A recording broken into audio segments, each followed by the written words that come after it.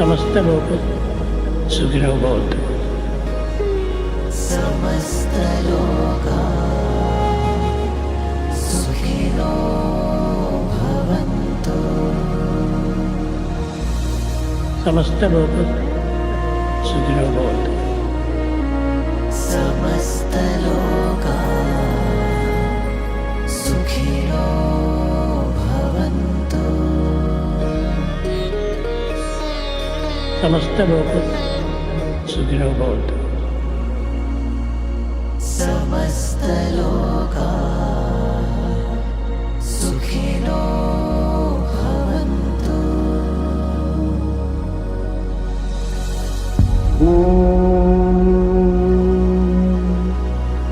शांति शांति शांति।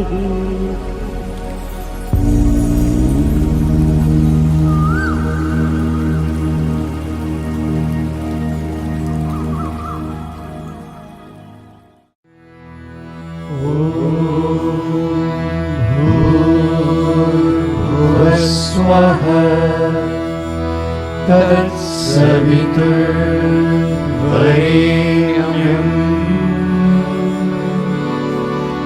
भर्गो देवस्य धीमहि धियो यो नः प्रचोदयात्।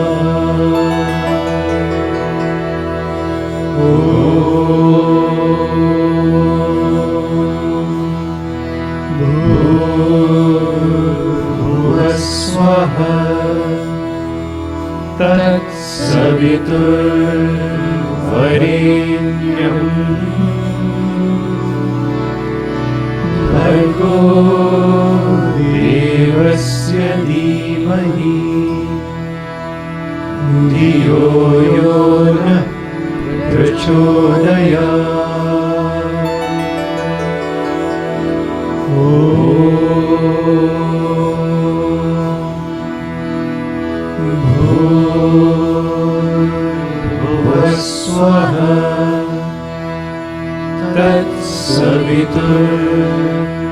तत्सवितुर्वरेण्यं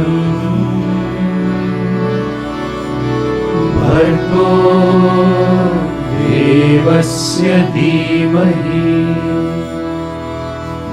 धियो यो नः प्रचोदयात्।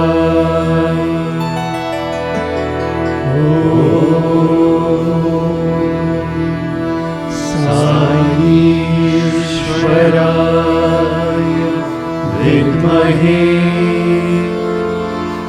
सत्यदेवाय धीमहि तन्नः सर्वः प्रचोदयात्।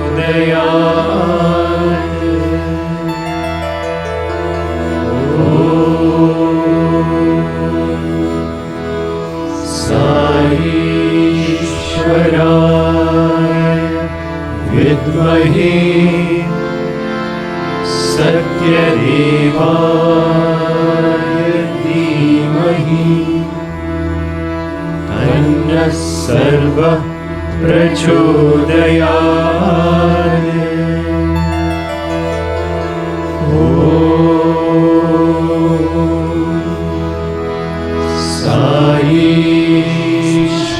ईश्वराय विद्महे सत्यदेवाय धीमहि तन्नः सर्वः प्रचोदयात्।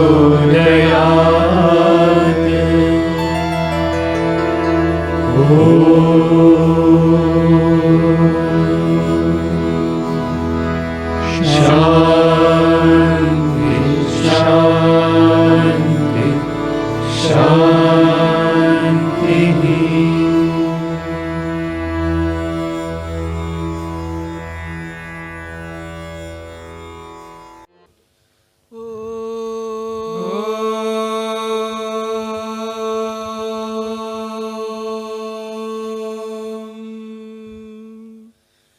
गणानां त्वा गणपतिं गणपतिगुं हवामहे कविं कवीनामुपमश्रवस्तमम् ज्येष्ठराजं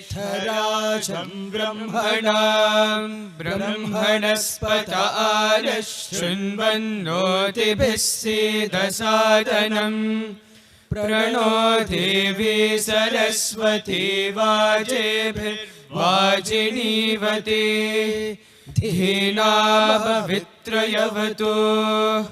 गणेशाय नमः सरस्वत्यै नमः श्रीगुरुभ्यो नमः हरि ओम् ॐ नमो भगवते रुद्राय ॐ नमस्ते रुद्रमन्यव उतोत इषवे नमः नमस्ते अस्तु धन्वने बाहुभ्यामुत ते नमः यात इषुः शिवतमा शिवं बभूव ते धनुः शिवा शरव्यायातवतयानो रुद्रमृडया याते रुद्रशिवा तनूरघोरा पापकाशिनी तया नस्तनुवाशन्तमया गिरिशन्ताभिचाकशीः यामिषुं गिरिशन्तहस्ते बिभर्षस्तवे शिवाङ्गिरित्रतां कुरु माहि गुंसि पुरुषं जगत् शिवेन वचसा त्वा गिरिशाच्छावदामसि यथा नः सर्वमिज्जगत यक्ष्मगुं सुमना असत् अद्य वोचदधिवक्ता प्रथमो दैव्योऽभिषक अहीगश्च सर्वान् जम्भयन् सर्वाश्च यातु धान्यः असौ यस्ताम्रो अरुण उत बभ्रुः मङ्गलः ये चेमागुं रुद्रा अभितो दिक्षु श्रिता सहस्रशो वैशागुं हेडयीमहे असव्यो वसर्पति नीलग्रीवो विलोहितः उतैनं गोपा अदृशन्नदृशन्नुदहार्यः उतैनं विश्वा भूतानि सदृष्टो मृडयातिनः नमो अस्तु नीलग्रीवाय सहस्राक्षाय मीढुषे अथो ये अस्य सत्त्वानो तेभ्यो करन्नमः प्रमुञ्च धन्वनस्त्वमुभयोरात्नियोर्जा याश्च ते हस्त इषवः पराता भगवो वपा अवतत्य धनुस्त्वगुं सहस्राक्षशतेषु ते निशीर्य शल्यानां मुखा शिवो नः सुमना भवा विच्छन्दनुः कपर्दिनो विशल्यो बाणवागुम् उत अनेशन्नस्येषव आभुरस्य निषङ्गतिः याते हेतिर्मीढुष्ठमहस्ते बभूवते धनुः तयास्मान् विश्वतस्त्वमयक्ष्मया परिभुजा नमस्ते अस्त्वायुधायानातथाय धृष्णवे उभाभ्यामुत ते नमो बाहुभ्यां तव धन्वने परिते धन्वनो हेतिरस्मान् वृणक्तु विश्वतः अथो य इषुधिस्तवारे अस्मन्निदेहितम् नमस्ते अस्तु भगवन् विश्वेश्वराय महादेवाय त्र्यम्बकाय त्रिपुरान्तकाय त्रिकाग्निकालाय कालाग्निरुद्राय नीलकण्ठाय मृत्युञ्जयाय सर्वेश्वराय सदाशिवाय श्रीमन्महादेवाय नमः। ॐ शान्ति शान्ति शान्तिः।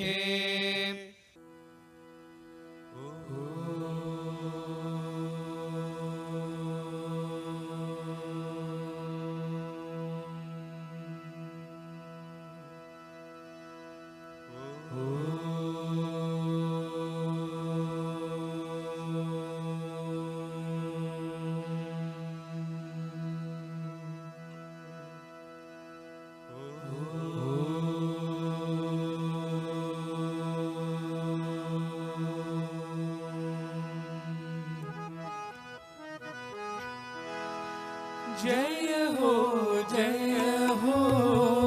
मूषिक वाहन। जय हो मूषिक वाहन। जय हो मूषिक वाहन। जय हो मूषिक वाहन। शिवनन्दन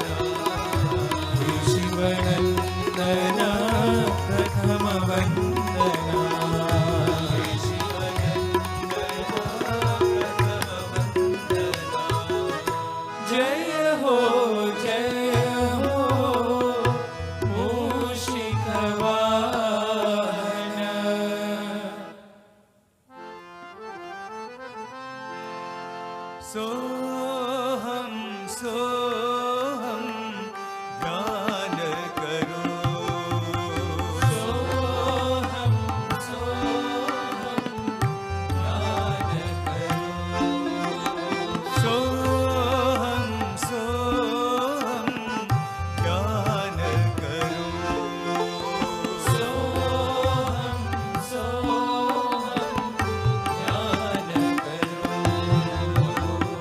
सद्गुरु साहिब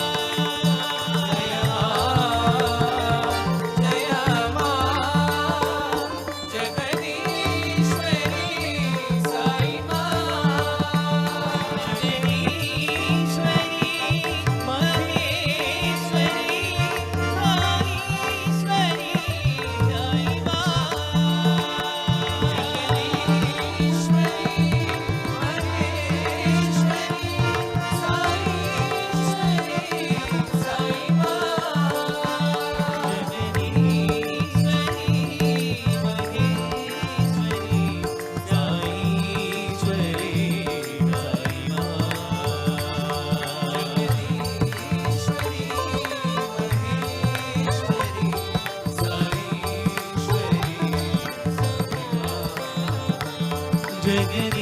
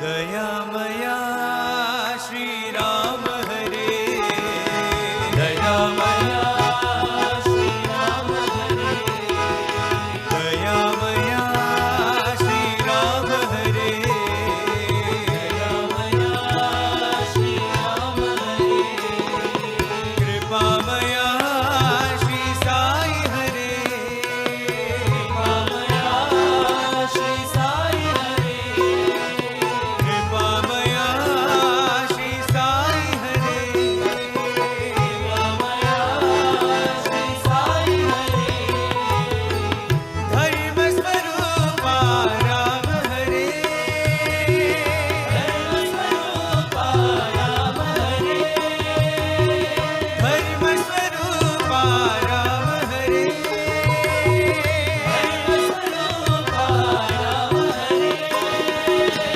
प्रेम स्वरूपा साई हरे प्रेम स्वरूपा साई हरे प्रेम स्वरूपा साई हरे प्रेम स्वरूपा साई हरे सत्य धर्म शांति दात सत्य साई बाबा हरे सत्य धर्म शांति दात सत्य साई बाबा हरे सत्य धर्म शांति दात सत्य साई बाबा हरे सत्य धर्म शांति दात सत्य साई बाबा हरे दयामया श्री राम हरे दयामया श्री राम हरे कृपामया श्री साई हरे कृपामया श्री साई हरे धर्म स्वरूपा राम हरे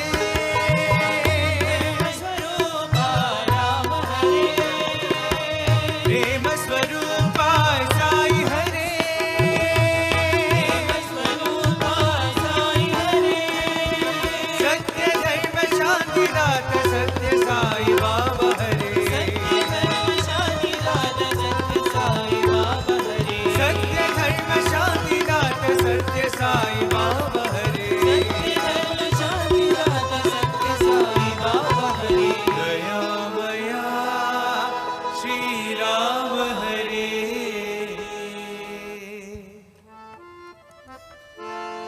प्रणाम स्वीकार करो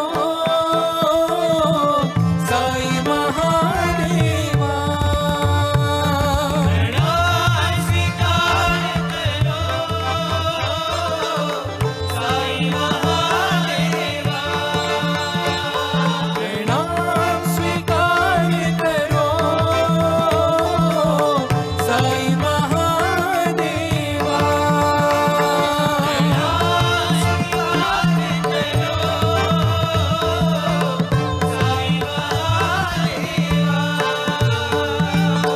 साई महादेवा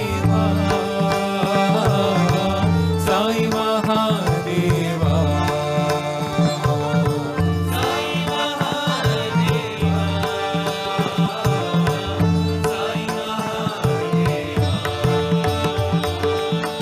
साई महादेवा साई महादेवा साई महादेवा साई महादेवा साई महादेवा प्रणाम स्वीकार करो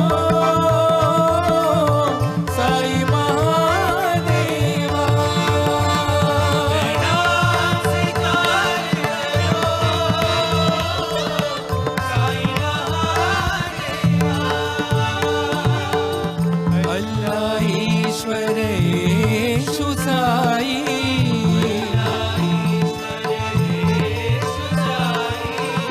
अल्लाह ईश्वर येशु साई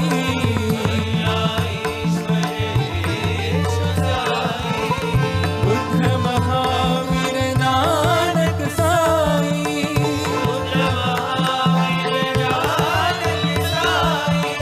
बुद्ध महावीर नानक साई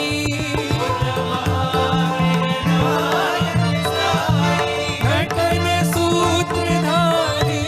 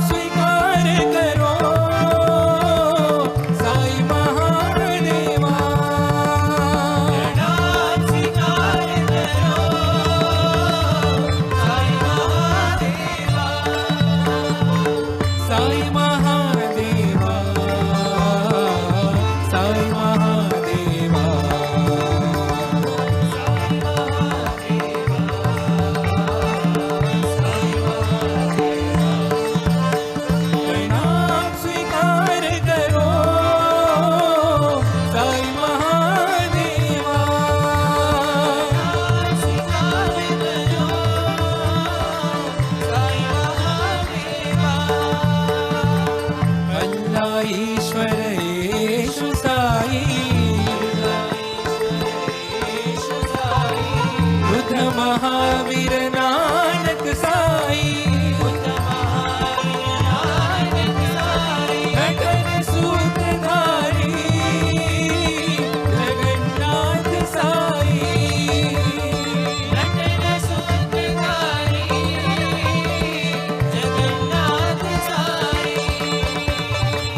साई महादेवा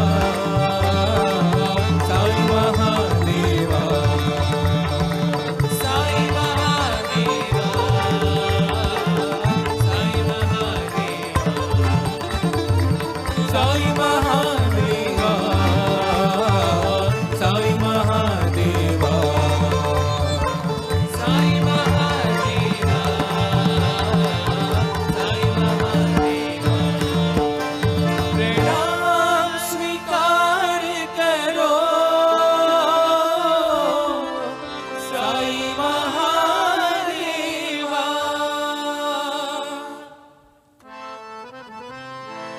जय नारायण जय हरि ओम जय नारायण जय हरि ओम साई नारायण जय हरि ओम साई नारायण जय हरि ओम हरि ओम हरि ओम हरि ओम साई ओम हरि ओम हरि ओम हरि ओम साई ओम हरि ओम हरि ओम हरि ओम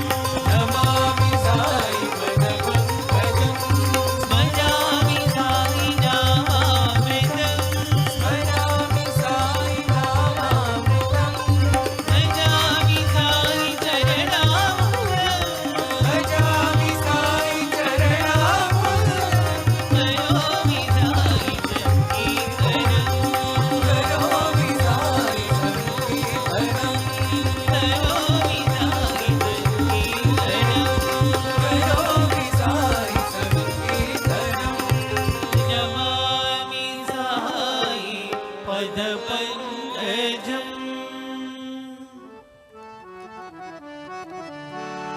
हर हर हर हर नमामि शंकर भज मन साई राम हर हर हर नमामि शंकर भज मन साई राम हर हर हर हर नमामि शंकर भज मन साई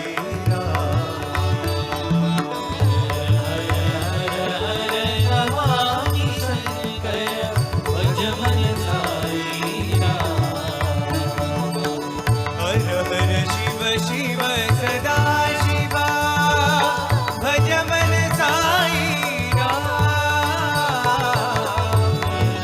शिव शिव सदा शिवा भज मन साई राम हर हर शिव शिव सदा शिवा भज मन साई राम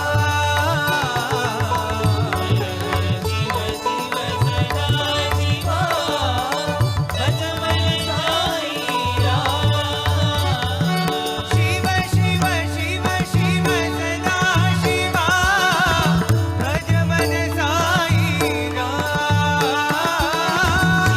शिव शिव शिव सदा शिवा भज मन साई राम शिव शिव शिव सदा शिवा भज मन साई राम शिव शिव शिव शिव सदा शिवा भज मन साई राम हर हर हर नमामि शंकर भज मन साई राम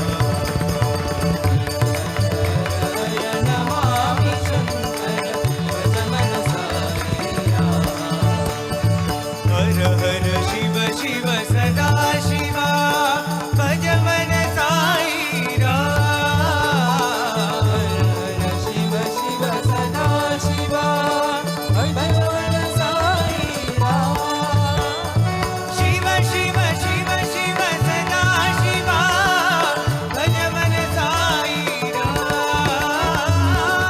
शिव शिव शिव सदा शिवा भज मन साई राम शिव शिव शिव शिव सदा शिवा भज मन साई राम शिव शिव शिव शिव सदा शिवा भज मन साई राम हर हर हर नमामि शंकर भज मन साई राम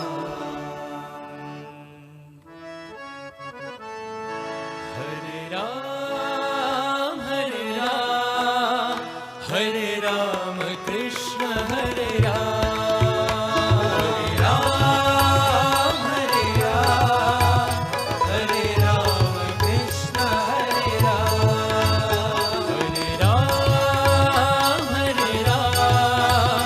हरे राम कृष्ण हरे Ram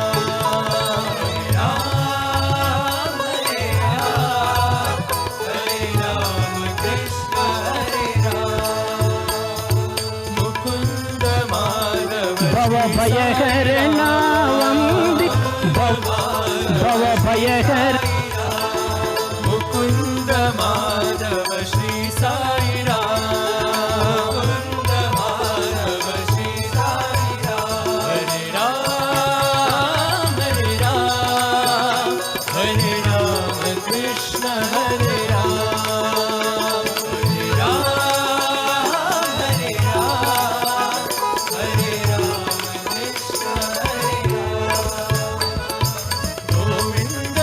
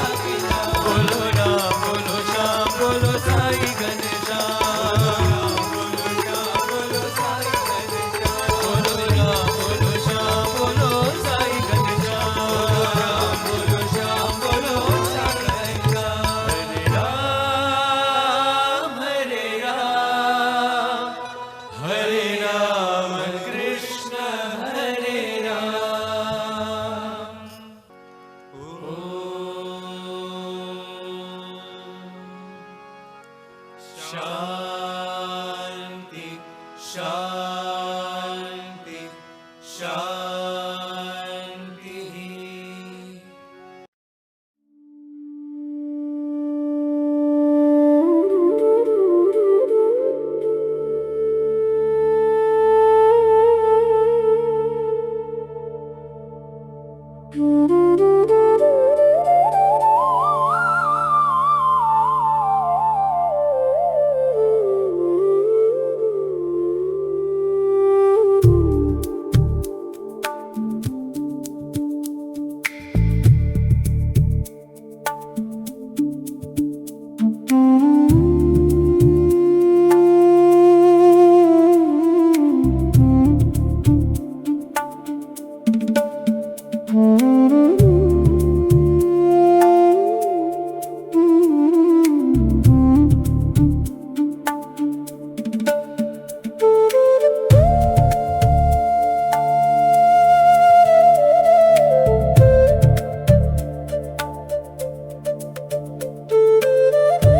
pranams at Bhagwan's lotus feet.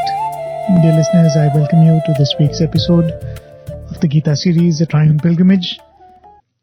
If you were to do a study of the various philosophies and various religions that we see around the world, much of the difference or much of the uniqueness of each of these pathways to God is how they choose to describe God and how they describe this relationship between God and creation. So this part is very important in that sense that it defines what Sanatana Dharma stands for through these definitions of divinity and our relationship with divinity. What is our role in creation? What is our place in creation? Of course, it is not that this is the first time this topic is being discussed, even in the Bhagavad Gita, but specifically this is taken as a matter of study starting from the 7th chapter. And we're going to see a couple of verses today, we're going to see a couple of verses next week and the week after that, which are all going to speak about this very profound definition of who's divine, who's God, and what is our relationship with this divinity. Let's begin with a short summary of what we covered last time. We covered 3 verses last time. Hopefully we'll be able to cover 3 more today.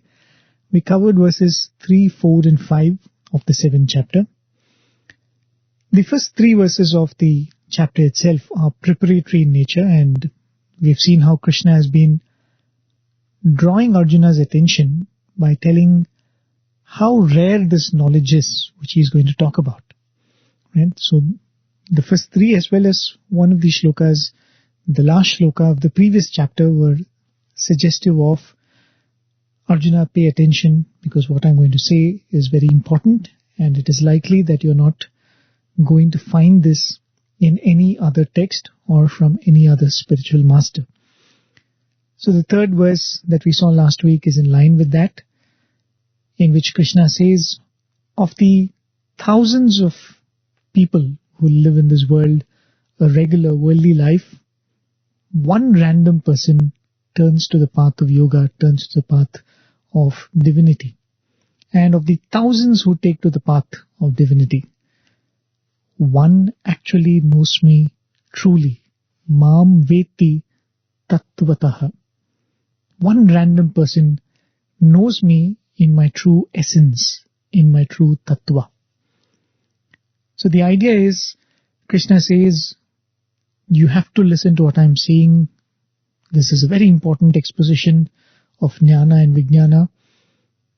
And even as an individual who is in the place of about to receive this knowledge, understand that this point that you've reached has come after thousands and thousands of births of being a worldly person, and probably thousands of births of trying to be a spiritual aspirant. And today you are in a position to listen to this discourse right from the source of all knowledge. So you're very lucky. This opportunity of you standing here and receiving this discourse is an immense grace that is being showered on you. So pay attention and listen to what I'm saying keenly. So that is the temper and the flavor of those first 3 shlokas. In the next 2 shlokas, shlokas 4 and 5, Krishna introduces the concept of the 2 prakritis, apara and para. And we discussed extensively about these 2. We'll continue to discuss even this week. In the 4th shloka, he speaks first about apara prakriti, which is, he says, ashtada or eightfold. And the 8 components of that prakriti being the 5 elements as we know them, and manas, buddhi and ahankara, the mind, the intellect and the ego sense. In the 5th shloka, Krishna says that this 8-fold expression is only apara, which means it is normal, it is ordinary. But there is another prakriti of mind which is para, which is supreme, which is beyond this worldliness. And that has become this jivatma, and it has entered this apara prakriti, and that is what holds this entire creation together. It becomes the adhara, or the foundation for all this to be together. And this concept is very beautifully going to be explained even in one of the verses that we are going to cover today. So these 2 verses, 4 and 5, and where he introduces this concept of para prakriti and apara prakriti. And we of course went to the Gita Vahini and we read about what Swami says there. And Swami uses 2 other terminology, and this is consistently used by many people who write commentaries and discourses on the Bhagavad Gita. The apara prakriti, or the ordinary nature of the Lord, is referred to as swabhava, and the para prakriti, which is the true nature of the Lord, is referred to as swarupa. And Swami also uses these 2 words when he is explaining this portion of the Bhagavad Gita.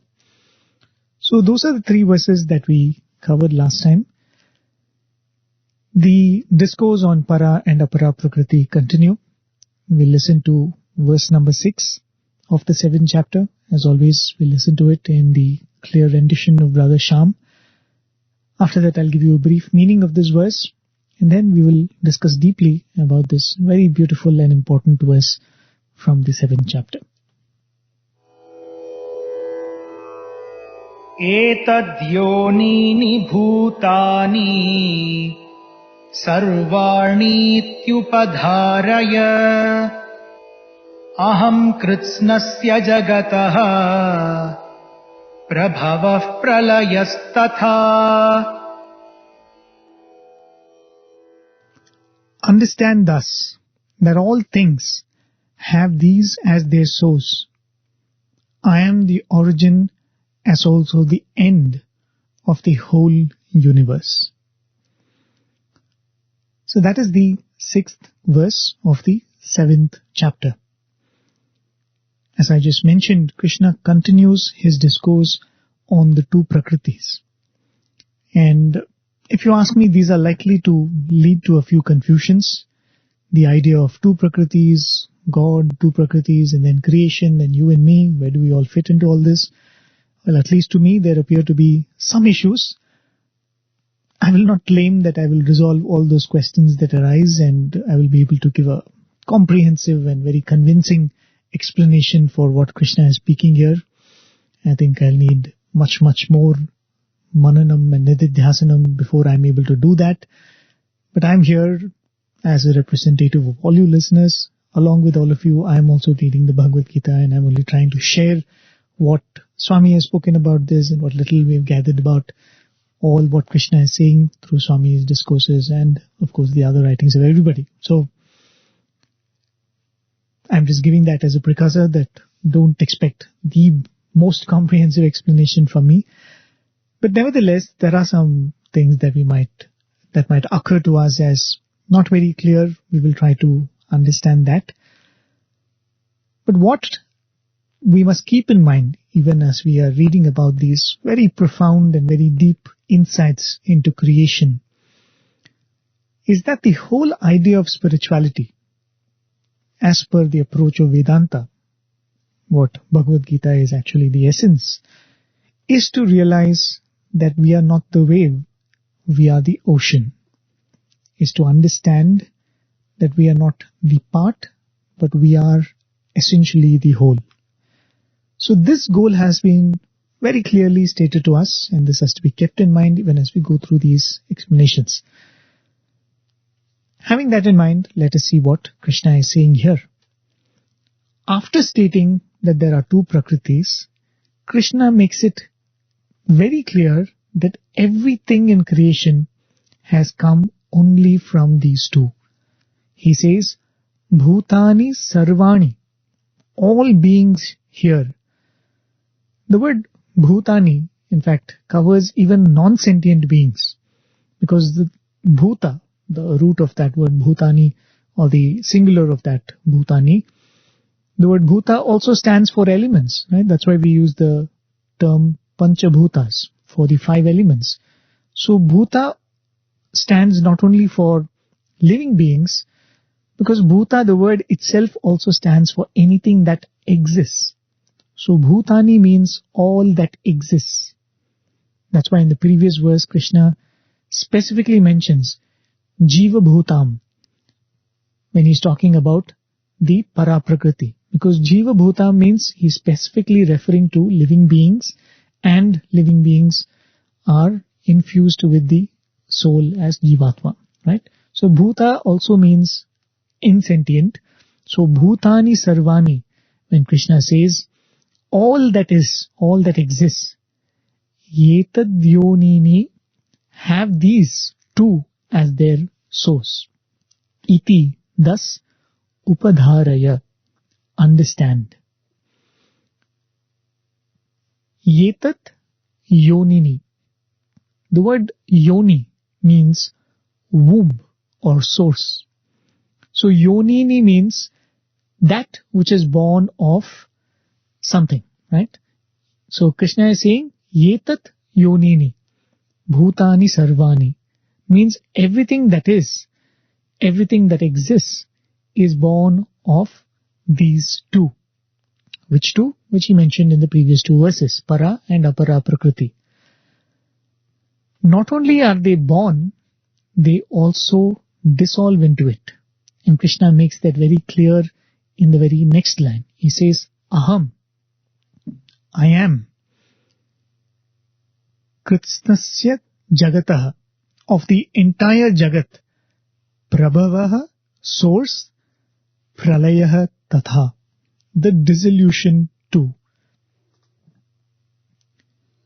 We discussed this concept of something that is same in the beginning and the end, and is briefly separate in the middle, can well be considered as not being separate at all.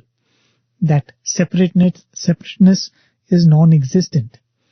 To refresh your memory, I think it was in the 28th verse of the 2nd chapter that Krishna speaks about that, where the verse goes, Avyaktadini bhutani vyakta madhyani bharata avyakta nidananyeva tatraka paridevana. Avyakta adini, that which is unmanifest in the beginning, bhutani, those beings, vyakta madhyani bharata, they come into existence in the middle. The word vyakta means individual. It also means manifest. So when Krishna says avyakta adini, it was unmanifest in the beginning, it becomes vyakta in the middle, vyakta madhyani. It manifests and seems to have individuality in between, vyakta madhyani. Avyakta nidhanani. It becomes avyakta or unmanifest in the end. And when we are going through the shloka at that point, I had said this, how Swami explains in one of his discourses, that which is unmanifest in the beginning and unmanifest in the end can be spoken of always being unmanifest. Or when it manifests, that manifestation can be considered as being an illusion. And here Krishna elaborates that everything begins from him and everything also ends in him. Aham kritsnasya jagataha prabhavaha pralayaha tata. Prabhavaha, I am the source. Pralayaha tata, I am also the destination. You can see this through 2 analogies, right? And as I always say whenever I am using analogies, no analogy can ever be comprehensive in describing these spiritual truths. It will convey a specific idea, that's all. That's all it can do. So I will use two analogies which convey a certain idea, but which are also limited in a certain sense. So in that way, these two analogies tend to complement each other, and together they probably convey the idea of the shloka. The first is that of a mother and her child. Krishna also uses the word yoni, which often is used in relation to a mother and a child. We are all referred to as yonija, a word which is used in Sanskrit. Yonija means we are born through a mother, we are born through a womb. A person who is not born through the normal means of conception, is not brought to this earth through a mother's womb, is referred to as ayonija. If you look at our scriptures, if you look at even Mahabharata, Draupadi and Drishtadyumna were born from the sacrificial fire. They are referred to in the Mahabharata as ayonija. Similarly, Mother Sita, who has been found in a crater in the earth, she's supposed to be the daughter of Mother Earth, right? So she is also referred to as ayonija. She's not born out of a mother, ayonija janma. Of course, the analogy that I'm going to give is not exactly what Krishna is mentioning in this particular shloka, but it conveys an idea, as I just said. It conveys a certain idea, but it does not convey the complete picture. When a mother gives birth to a child, what actually happens is a part of her becomes a new entity, right? It is actually nothing but a part of her which grows, acquires a life of its own, and eventually is born to an individual status. And when the child is born, or for that matter, even when the fetus starts living as a separate being, right? Even when the mother is pregnant, you start sensing that there is another being inside me. This separation has already occurred. The individuality is already born. But along with the birth of the child or birth of that individuality, the mother is also born. Till the child comes into the picture, the woman is not a mother. Motherhood is also born only with the child, isn't it? In the same manner, even when para prakriti is born, even when you're talking about para prakriti and apara prakriti, para prakriti is born with apara prakriti. Apara prakriti is like the individuality of creation, and along with individuality of creation, now that same divine is referred to as para prakriti. As Krishna said, para prakriti is changeless. It does not undergo any modification. It is endless. It is without a beginning, without an end. And unlike Jagat, the world, it doesn't come and go.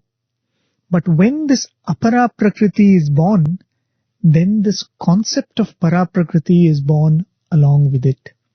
Just like how when the child is born, motherhood is born along with it. Till then, there is only one. So there was only one. Through Maya, a prakriti was created, which is what we refer to as Swabhava of God. But the Swarupa, the real nature of God, never changed. But that unchanged aspect is now referred to as para prakriti, because you are defining it with reference to the apara prakriti which is born. Like the same person after giving birth is now called a mother. But where does this analogy become limited? The analogy of a mother and a child. The mother, thankfully, doesn't consume the child in the end, isn't it? In fact, with time, the child becomes more and more independent and more distinct and individual in its characteristics. But the analogy is useful to understand that when God says, I created two prakritis, it is not that God plus para prakriti plus apara prakriti leading to three entities. What actually happens is God creates only prakriti, which is apara prakriti, and because apara prakriti becomes an entity, now the same changeless divine Swarupa is now given the name Paraprakriti. So this is one of the confusions I spoke of in the beginning when I said when Krishna says Para and Apara, it seems like there is God and then there are two Prakritis. It is not like that.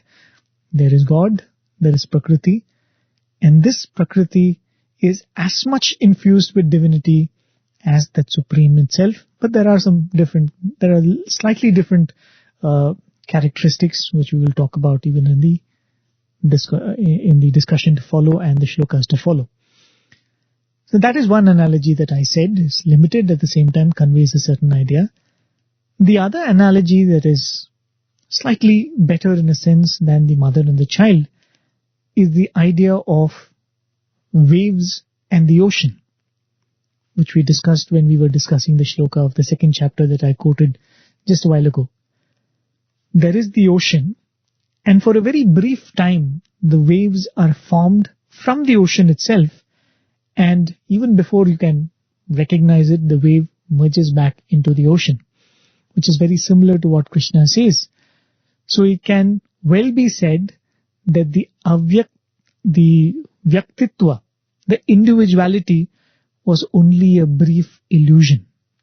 The wave does not have an existence of its own, because it rises and it falls, and in reference to the life of the ocean itself, that existence is so brief that you can say that vyaktitva, that individuality, was not there at all, right? And that is why we use the word mithya in Vedanta. It appears real, but it isn't, because it is anitya. It is not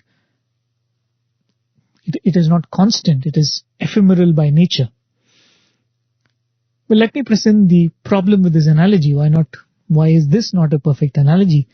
If the wave is the same as the ocean, the question comes, what does it matter if I choose the wave or the ocean? If Apara Prakriti, this material world, has also come from God, why can't I go after the world? And why can't I be a worldly person? Why are you telling me to go only after the Para Prakriti or divinity? So this is where I'm not sure how clearly I will be able to explain this, but let us see. And I will try to do it with the least complicated terminology as possible, because when I was trying to read this, there are a lot more words. If you think that I'm using too many Sanskrit words and complicated Vedantic terminology, let me assure you I'm using probably 1/5 of what is used to explain this concept. Now let's see how this fits in and how do we comprehend and wrap our mind around this. The truth is, no change takes place at all. When you say the Para Prakriti, which is the true Swarupa of God, undergoes no change whatsoever, because that is one of the characteristics of the Para Prakriti, that it is changeless. When we say that it is changeless, then the idea that a part of it changes to become Prakriti or Apara Prakriti seems to be meaningless. So the truth is, it actually does not happen at all. That is why we use it. We say that it is a play of Maya. The creation in reality doesn't happen at all. That is why the separate existence is itself an illusion. What is the Swarupa of God? What is the nature, the true nature of God? There are 3 words which are used to describe this nature of God, and which is Satyam, Jnanam, Anantam. We've heard Swami also speak extensively about this in his discourses. Satyam, Jnanam, Anantam, Brahma. That's the complete statement, which means this Brahman that we're talking about is Satyam, which means it is truth. It is constant in all times. Trikala Badhyam Satyam, Swami would say. So it is Satyam, which means it is eternal. It is changeless in all times. Jnanam, it is knowledge. When we say it is Jnanam, it does not mean it contains all knowledge. It is because of this that you know anything. Right? It is because of this that anything can be known. So Satyam, Jnanam, Anantam. It is endless. It is ceaseless. It does not have a break. It is not like from this point to this point you have Brahman and then there is a break and then the Brahman continues. No, it is Akhanda. It is Ananta. It does not have any break in between. Truly speaking, we speak of this Satyam, Jnanam, Anantam nature of divinity only because there is something which is not Satyam, not Jnanam, and not Anantam, isn't it? Otherwise, divinity is only divinity. We will not use these words to describe it at all. Because there is something which is ephemeral, we are referring to divine as being constant. Because there is something which is jada, we are looking at God and saying, this is jnanam, this is consciousness. Because something is limited, we are defining divinity as being unlimited, anantam. Through maya or illusion, a world is created which does not have these properties of Satyam, Jnanam and Anantam. When will we realize that the world does not have these properties? When we begin to analyze it.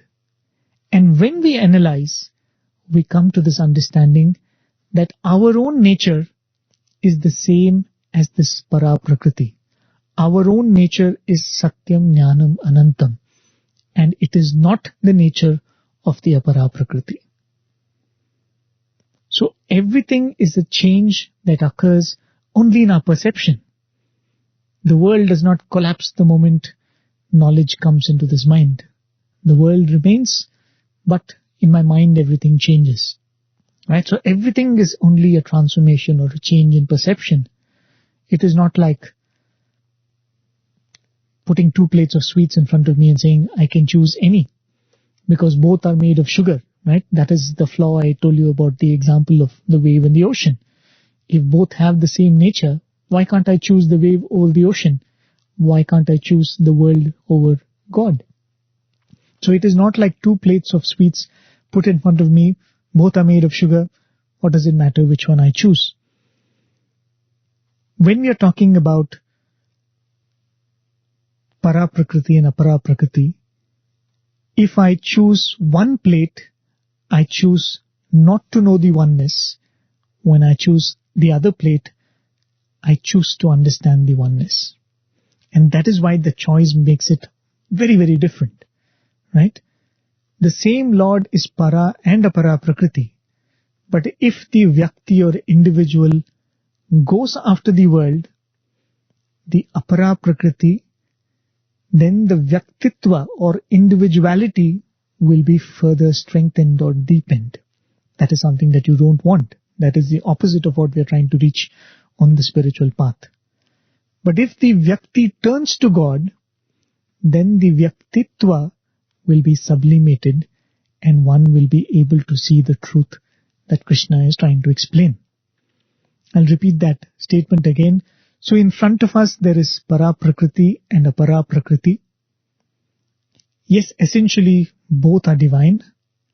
But in choosing apara prakriti, when the vyakti or the individual chooses apara prakriti, this vyaktitva gets deepened. One is further into the idea that I am a separate individual. But when the vyakti turns to para prakriti, the vyaktitva now begins to get sublimated and the oneness is now seen. Because this whole idea of oneness and multiplicity is only in perception. So when Krishna says, Yetat yonini bhutani sarvani iti upadharaya, it can be seen as Krishna explaining, understand, O Arjuna, that all that exists have come from these two prakritis. But this statement can also be seen as, understand this, O Arjuna, this is a command. And how will you understand that? How will you understand that all of this has come from the same Lord? That understanding will dawn on the individual only when the individual chooses to go after para prakriti and not the apara prakriti. So it can be seen as a command also from Krishna or an explanation also from Krishna. So that is why I said there is a confusion when Krishna says that this is Para Prakriti, this is Apara Prakriti, and both have come from me, both are equally divine. Then why should I sit and listen to Gita series, and I might as well go and see a movie and chill out, right? But that is the difference. If you want to believe and if you want to enjoy the bliss of oneness, you will have to choose one over the other. And this is going to be further explained in very beautiful ways in the next few shlokas and the next few chapters too. So this is, if you have not understood it and if you're not convinced about it, it really doesn't matter. Because if this can be grasped over a lecture, and if it can be grasped from the words of the avatar, be sure by now I should have been self-realized, having heard so many discourses from Swami, and I'm sure many of you listeners also will agree with me. So many of you have heard so many discourses from Swami. It does not come only through Shravanam. It comes through Shravanam, Mananam and Nididhyasanam. So in the program, we endeavor to keep listening more and more and more. And the more we listen, the more we will contemplate. And the more we contemplate, the more it will percolate into our understanding and our perception. We'll go to the next shloka, the 7th shloka, where this discourse continues. Another beautiful analogy is introduced by Krishna in this shloka, which is also very valuable, and we'll listen to that and we'll discuss about that after listening to it. Mattah parataram nanyat kinchidasti dhananjaya mayi sarvamidam protam sutre manigana iva. O Dhananjaya, there is nothing else whatsoever higher than myself. All this is strung on me like pearls on a string. That's the beautiful 7th verse of the 7th chapter. When Krishna says, the entire creation came from me and will dissolve in me,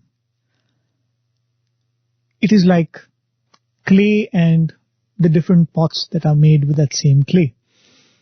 Again, I'm giving you another analogy, and this analogy too is a classic Upanishadic Vedantic analogy. All pots, however different in shape and size, you might call it something, you might call something a water pot, you might call something as a cooking pot, you may give it different names.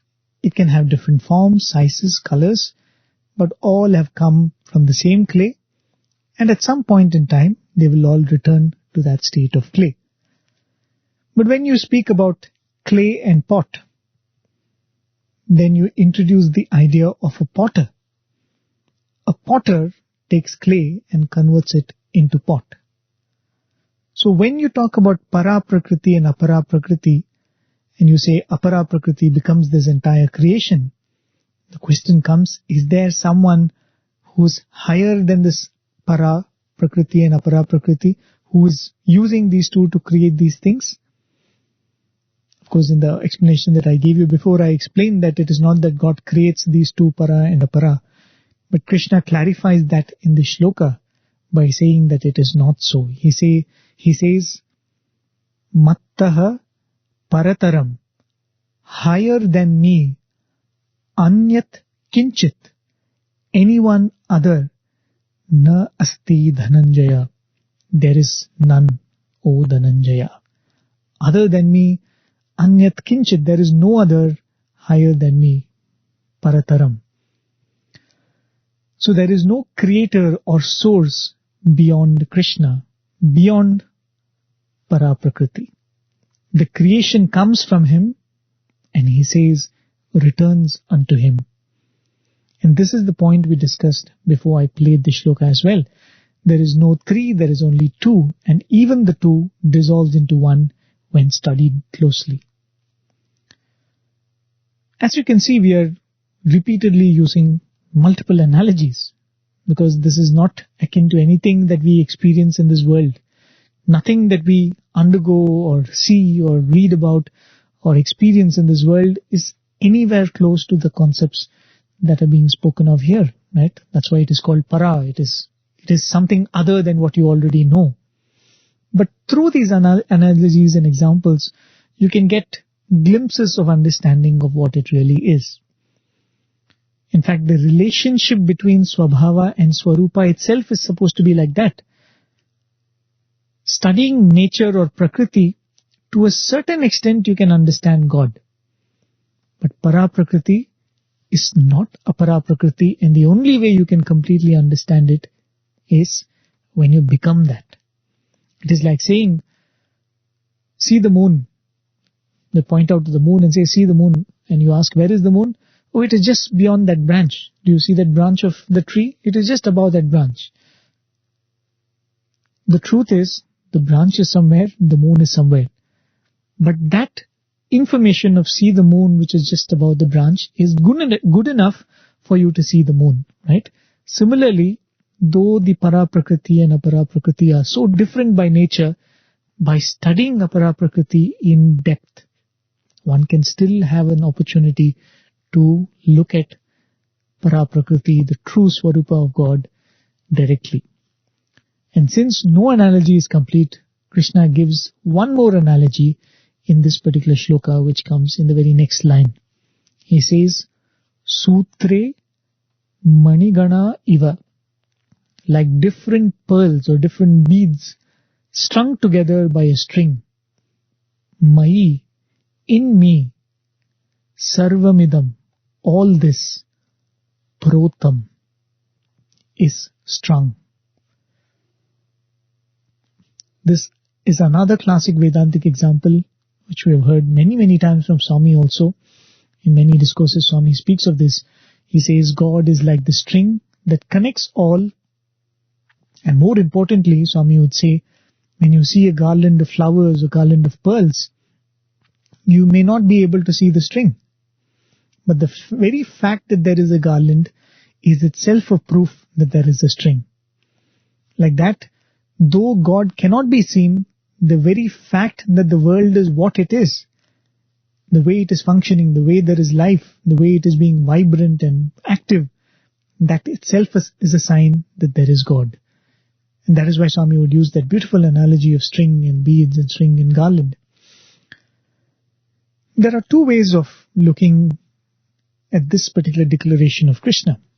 One is, Krishna is stating that I am in each person. If you consider each bead or money as an individual, that string that holds that person is God. Right? The Jivatma, as Krishna said, is God. The other way of looking at it is, consider the smallest component of creation.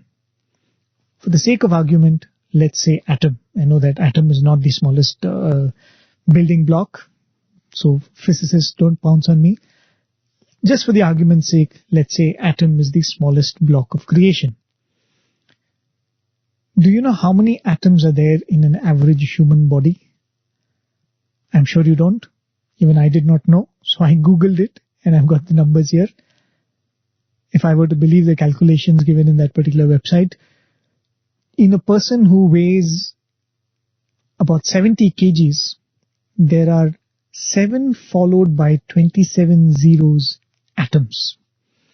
In other words, there are 7 billion atoms in each body, on an average 70 kgs, right?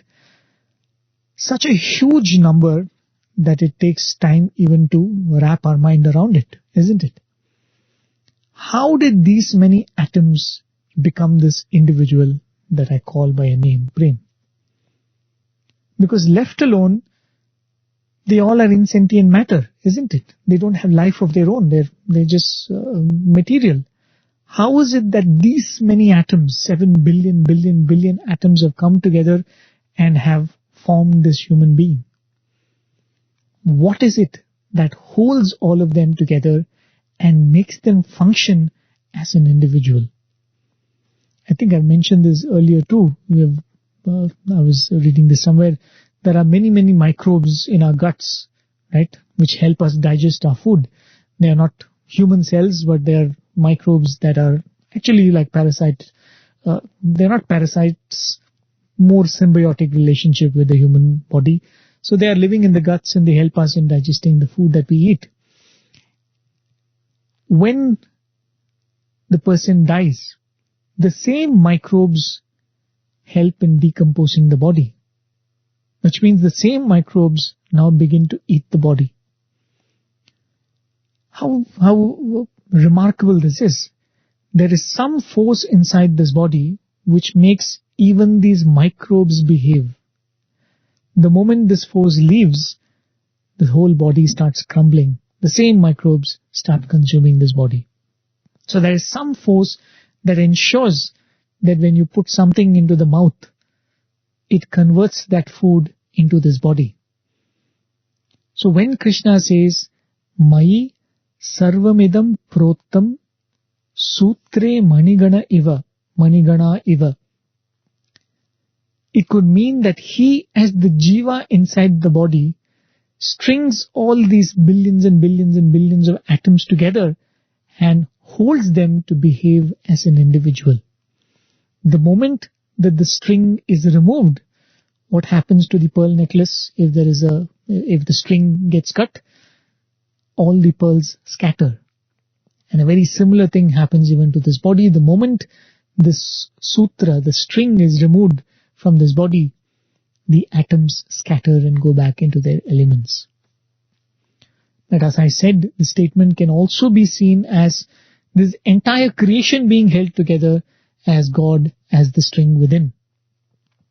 And it is from this word sutra that we have the name Sutradhari. The Sutradhari is the one who is holding the string. Of course, there's another analogy. If you look at the whole world as a stage and all beings as puppets, then the Lord is described as Sutradhari, the one who is holding the strings. And we very beautifully extol the Lord in the bhajan. We say that he is Maya Nataka Sutradhari, Maya Manusha Veshadhari.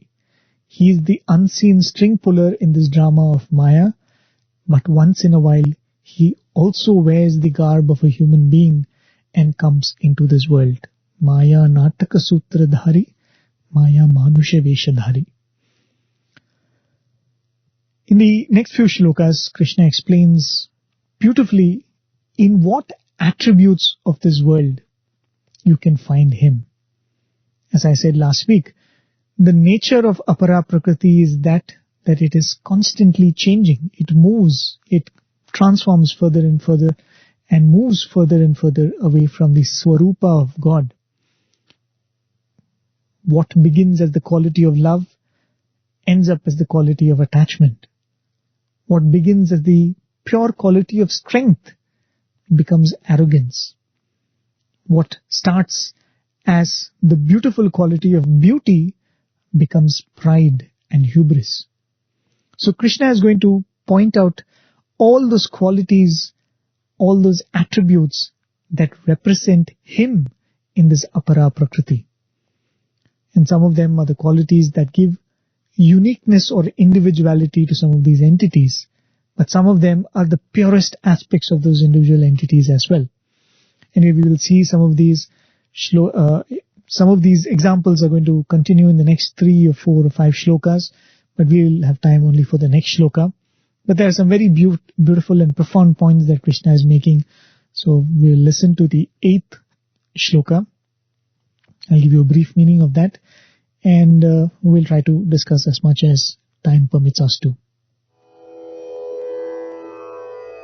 Rasohamapsu kaunteya prabhasmi shashi suryayoh pranavah sarva vedeshu shabdah khe paurusham nrishu.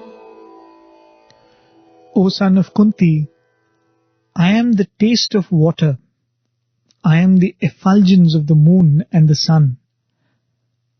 Om in all the Vedas, the sound in space, and virility in men. So that's the 8th shloka and the first shloka where Krishna speaks of how can the Swarupa be discovered in the Swabhava, in what qualities, in what attributes.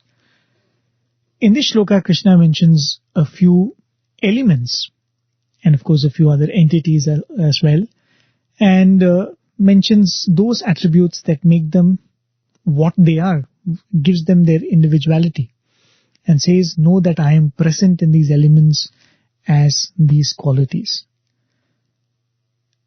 Much later, I think in the 10th chapter, Krishna is again going to speak about a very similar tone where he says, among rishis I am so and so, among the devas I am so and so, among demons I am so and so. The format is pretty similar, and of course the idea that Krishna is conveying there might be slightly different, but Krishna mentions here some things in a very similar tone. He says, the first thing he says is, Apsu, in water, rasaha aham.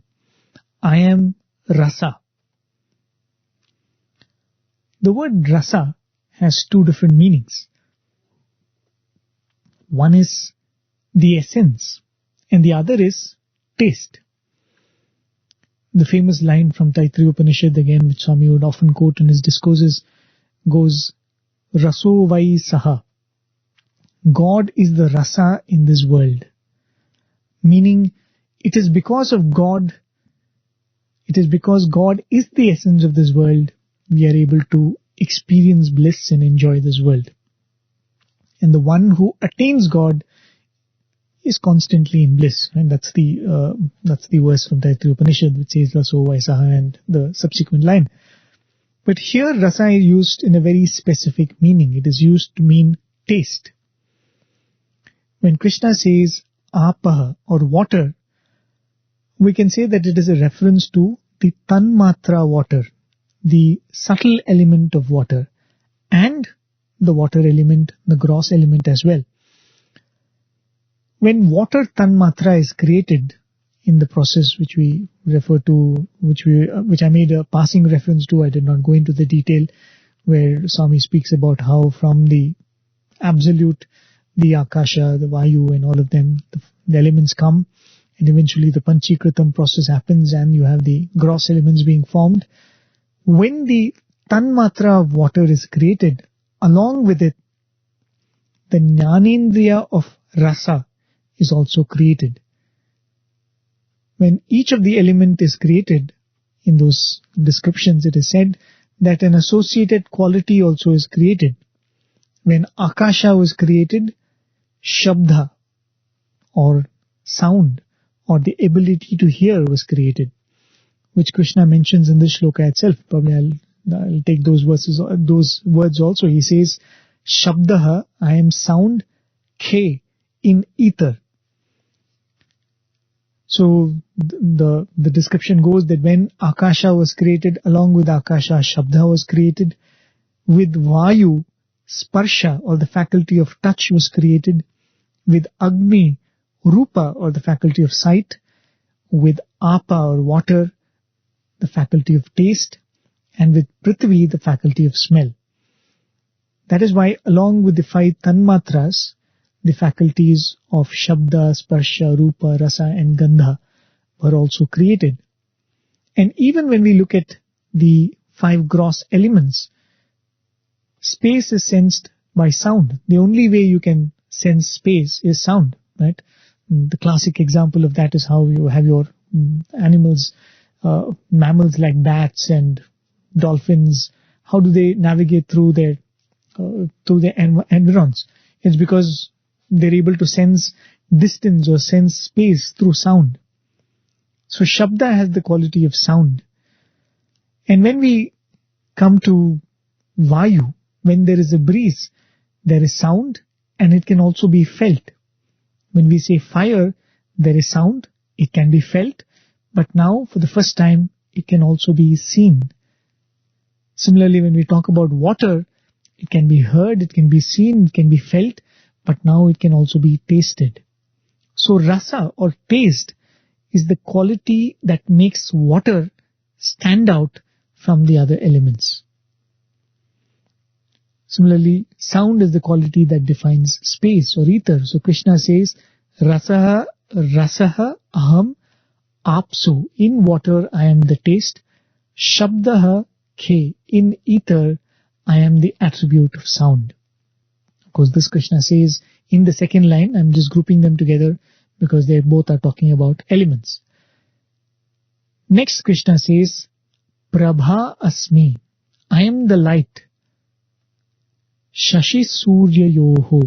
In the moon and the sun.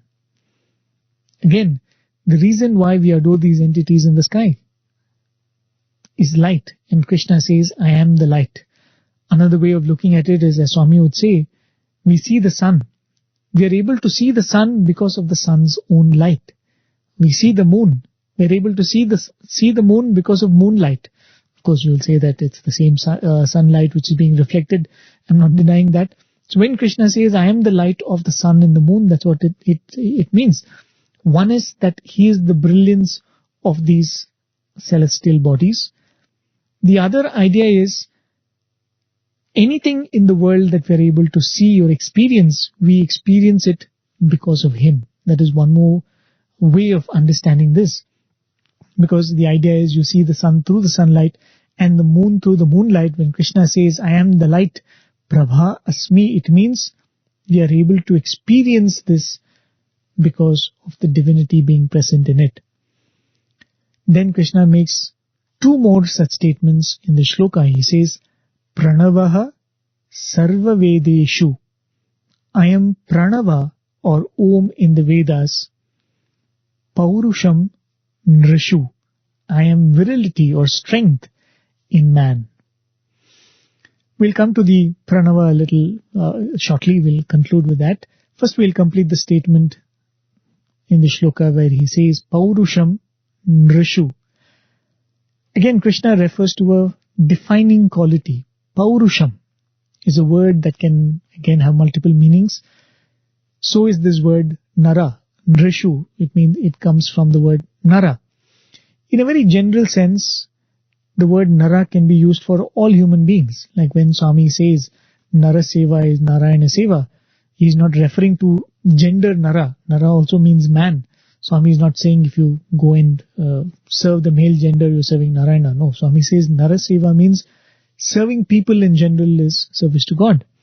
So if we take that meaning, Nara meaning all human beings, then Paurusham literally means life, power, vibrancy, right? So which when is absent, we no more refer to the human body with a title. We refer to it as it. It has become a corpse, right? So when Krishna says, I am Paurusham in the Nara, it means I am the liveliness in men or in human beings. Or we can say Paurusham as virility, right? Or manliness. So Krishna is saying, I am the manliness in man. If you take Nara to be the gender male. So Paurusham Nrishu, I am the manliness in man. This also conveys the idea that Krishna is putting forth. I am everything. I am also that which makes an entity stand out from the rest. I am also that by which you recognize the entity as being unique or being different from the other entities in the world. Coming back to this other wonderful, profound statement. Pranavaha Sarva Vedeshu. I am Pranava, the Vedas. I am Pranava or Omkara in the Vedas, Krishna says. I think there is so much that can be spoken about Pranava. Vedanta considers this Pranava, this one alphabet, Om, to be the most sacred of all sounds. In the next chapter, Krishna refers to it as Om iti ekaksharam Brahma. The next chapter, the statement comes, Om iti ekaksharam Brahma. Om is the one-syllabled representation of divinity. This entire divine aspect is represented by Om. Another way of, if I have to explain the glory of the statement that Krishna is making, we all know that Adi Shankara has written commentaries on a few standout Upanishads. Swami writes in his Upanishad Vahini that originally there were about 1,180 Upanishads. And of this 1,180, only 108 Upanishads survived. And of those 108 Upanishads, 10 are given special importance because these 10 have been studied and written and widely acclaimed because of the commentary that Adi Shankara wrote for them. These Upanishads, they are themselves supposed to be the essence of Vedas. The Vedas are all knowledge. The essence of the Vedas are the Upanishads. And of the 1,180 Upanishads, only 10 are being held up.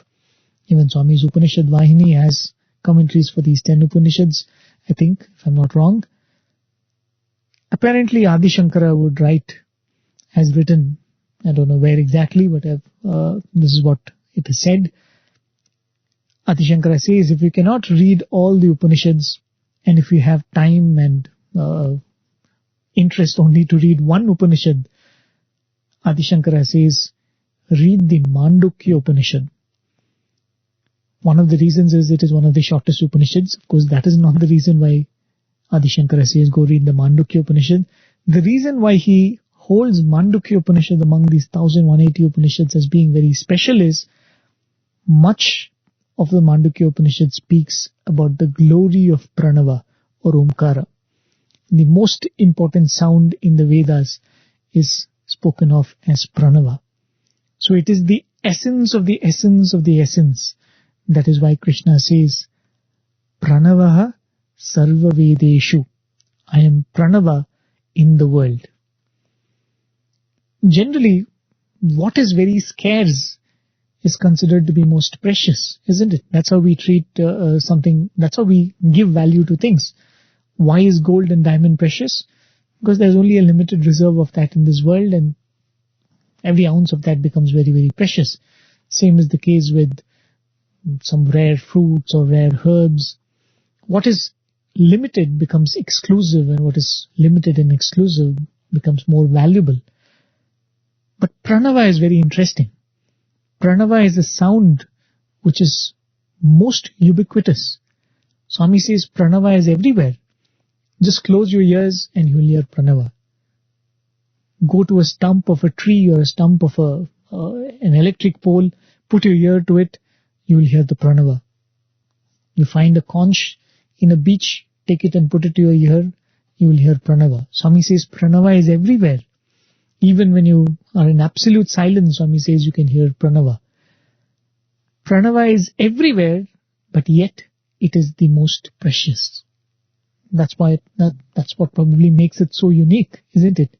And Krishna says, in the Vedas, I am the Pranava.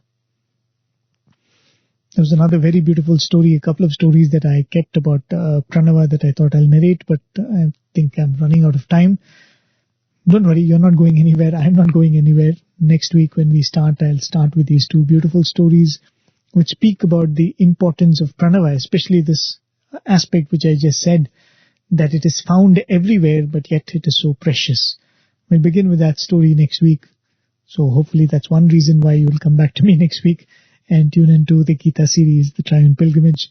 Nevertheless, I'm very grateful to all of you for your company week after week, and I most humbly offer this effort at Bhagwan's lotus feet. Till I meet you all next week, take care, keep safe. Jai Sai Ram. Om Jai Jagadish Hare, Swami Sathya Sai Hare, Bhakta Jana Samrashaka, Bhakta Jana Samrashaka, Bhakti Maheshwara.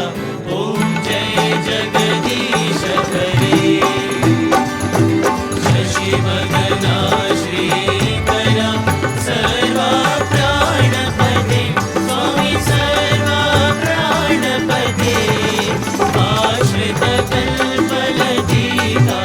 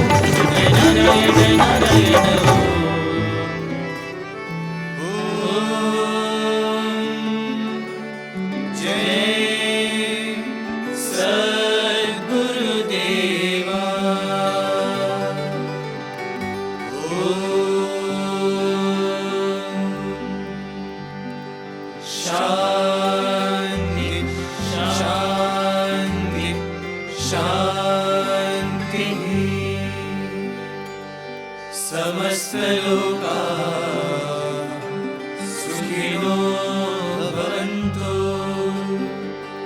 समस्तलोकाः सुखिनो भवन्तु समस्तलोकाः सुखिनो भवन्तु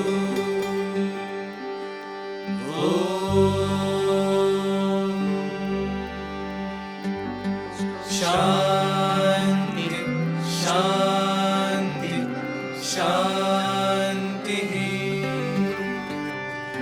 जय बोलो भगवान श्री सत्य साई बाबा जी की जय।